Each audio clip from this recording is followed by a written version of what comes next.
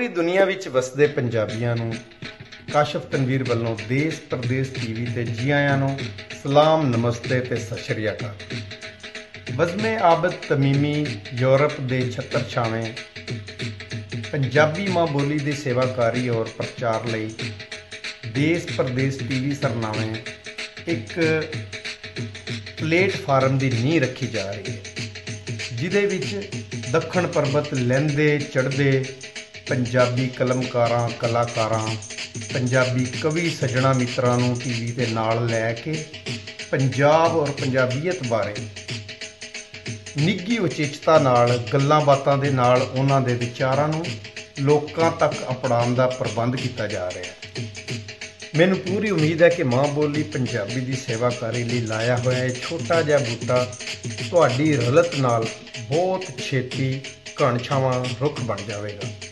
देश प्रदेश टीवी नाल तुहाडी निੱਘੀ जुड़त साडे माण विच वाधा करेगी ते यूरोप विच पंजाबी माँ बोली विच गोरियां नाल शुगर मेले भी लावांगे ते थल्ले दिते गए नंबरां ते राबता करके तुसीं भी अपने विचार साडे नाल साझे कर सकदे हो।